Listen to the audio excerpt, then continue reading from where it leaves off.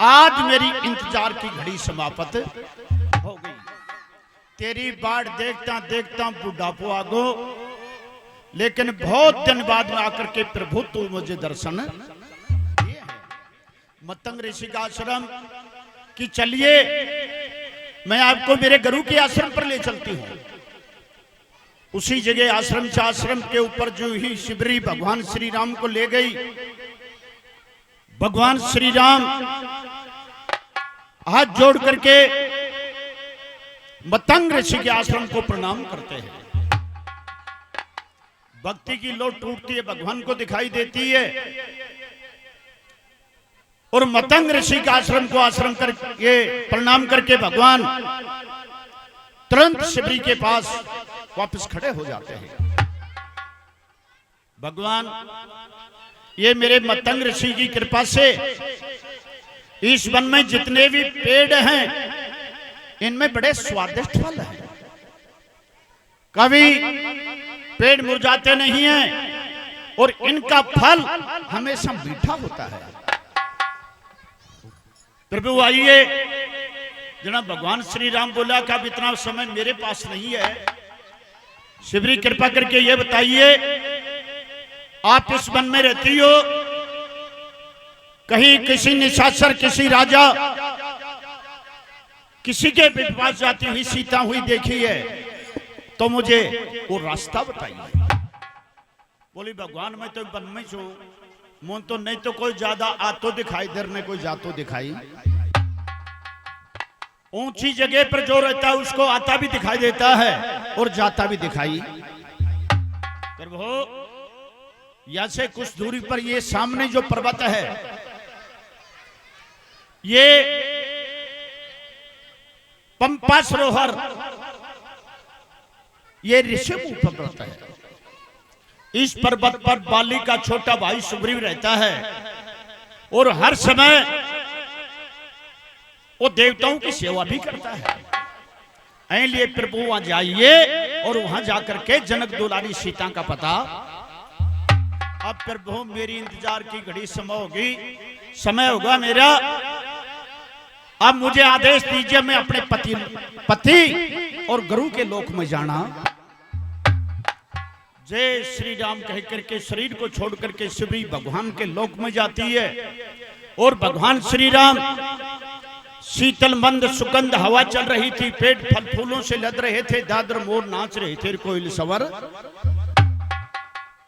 हाय सीता पुकारते हुए भगवान श्री राम यूं ही पंपा सरोवर की तरफ बढ़ते हैं। तो कैसे बढ़ रहे हैं, किस प्रकार से? बाली का छोटा भाई सुग्रीव पर्वतमाला से बैठा बैठा राम और लक्ष्मण को देख रहे हैं।